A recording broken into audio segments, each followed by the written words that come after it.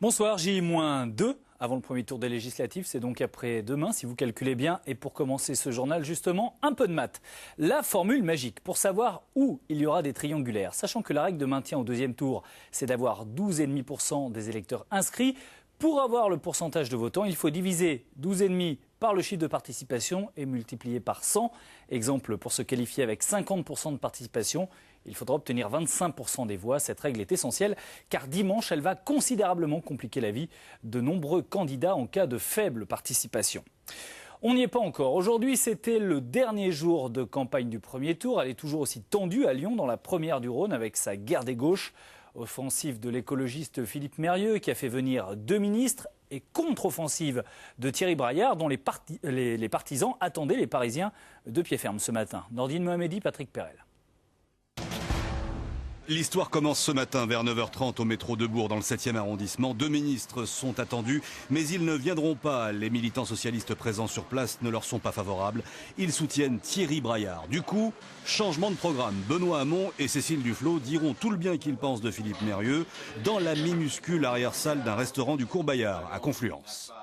Ce que je constate, c'est des militants socialistes, c'est une suppléante socialiste, Nathalie Perrin-Gilbert, et un candidat, Philippe Mérieux, extrêmement serein, extrêmement calme, extrêmement constant sur la volonté de considérer qu'il n'y a qu'un seul ennemi aujourd'hui et qu'il faut avoir un combat politique sur le fond et de ne pas répondre aux provocations, c'est très utile. 30 minutes plus tard, retour dans le 7e arrondissement où les soutiens de Thierry Braillard ont eux aussi donné rendez-vous aux journalistes. Philippe Mérieux et les instances nationales du PS en prennent pour leur grade. Gérard Collomb met une fois de plus tout son poids politique dans la balance.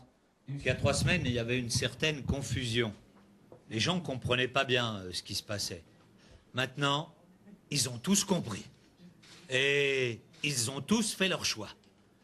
C'est pas dans l'ambiguïté que Thierry Braillard sera élu. De chaque côté, on se renvoie la balle. Le climat est tendu, oui, mais c'est la faute de l'autre. Les 2 candidats devront pourtant s'entendre dimanche soir s'ils veulent atteindre au but qu'ils disent s'être fixés, permettre à la gauche de battre Michel Avart le 17 juin. Autre endroit, autre gros enjeu dimanche, la 3e d'Ardèche, la seule à droite dans ce département, d'autant plus menacée que François Hollande y a obtenu 56% des voix. Le député sortant UMP Jean-Claude Flory se veut pourtant serein. Moi, avant tout, le combat que je mène, c'est par rapport aux valeurs qui sont les miennes, de détermination, de passion pour la France, de détermination, de passion pour l'Ardèche. Vous y croyez encore malgré les sondages qui donnent la large majorité à la gauche ? Ben écoutez, quels que soient les sondages, ce qui compte avant toute chose pour moi, c'est la relation directe avec la population, avec les citoyennes et les citoyens de ce beau bassin de vie et qui feront que le 17 juin, nous l'emporterons avec force, passion et détermination. Dans la première de la Drôme à Valence, le combat électoral est acharné, un duel droite-gauche tout sauf classique, puisque l'ancien et l'actuel maire de la ville se retrouvent de nouveau face à face. Yael Marie. À l'affiche de cette première circonscription, un duel, un face-à-face entre le maire d'aujourd'hui, le socialiste Alain Maurice, et le maire d'hier, l'UMP Patrick Labaune. Il est le député sortant et de son propre aveu, sa réélection pour un 4e mandat semble bien compromise. Une petite phrase lâchée au lendemain de la présidentielle, l'élection de François Hollande semble offrir un boulevard à son adversaire PS. Tout va se jouer justement sur Valence, la ville phare de la circonscription. Elle rassemble avec sa voisine Bourg-les-Valence plus de la moitié des votants. Ils ont plébiscité François Hollande en mai dernier. Reste à connaître le choix des électeurs de Tain-l'Hermitage et Saint-Marcel-les-Valences, 2 cantons plutôt ancrés à droite. Quant au Front National, il paraît peu probable que son candidat Richard Fritz puisse se maintenir au second tour, d'autant que c'est sa première campagne. Tous les pronostiqueurs politiques estiment que cette première circonscription peut basculer à gauche. Réponse le 17 juin. Et on aurait bien aimé que vous les entendiez tous les deux, mais il nous a été impossible d'organiser un débat entre eux, malgré nos demandes réitérées. Après les maths, un peu de français, le mot du jour. Jean Perrier s'est penché sur le sens politique du mot redécoupage quand il est électoral.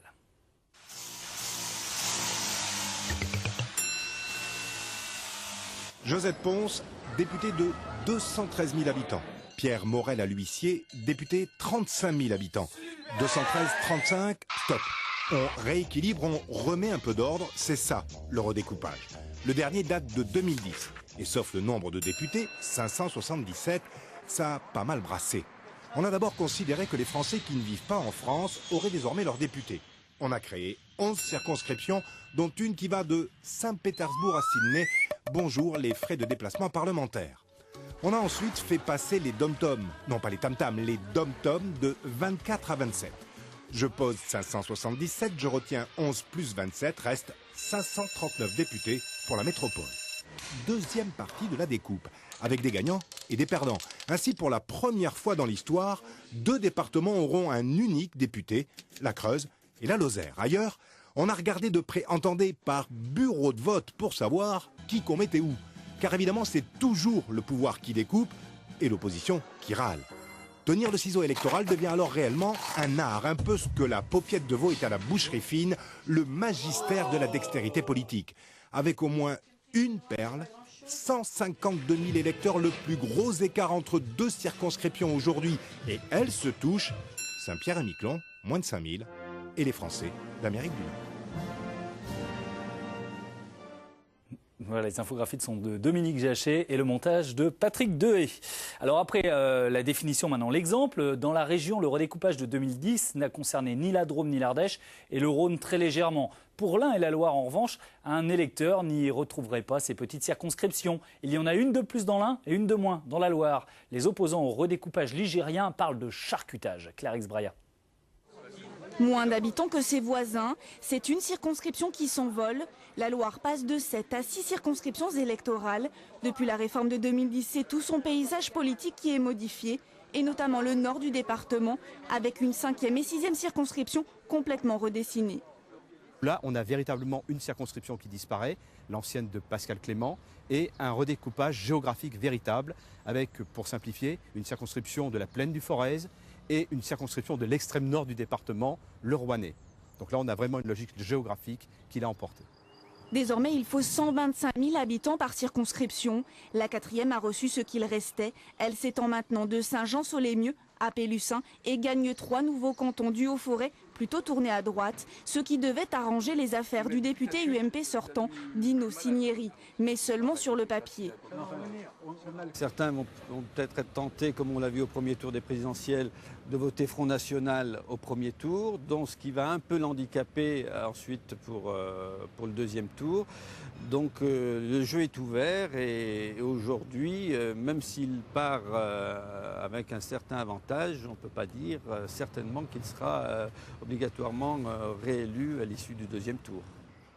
Elle aussi modifiée, la 2e circonscription récupère un canton de la ville de Saint-Étienne qui vote d'ordinaire à gauche. De bon augure pour le député sortant, le socialiste Jean-Louis Gagnère. Seules la 1e et la 3e circonscription n'ont pas été modifiées.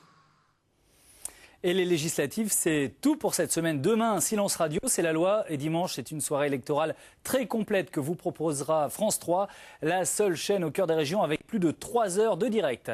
Dans un instant, en attendant la suite du 19-20, bon week-end, bon vote. On se retrouve dimanche soir.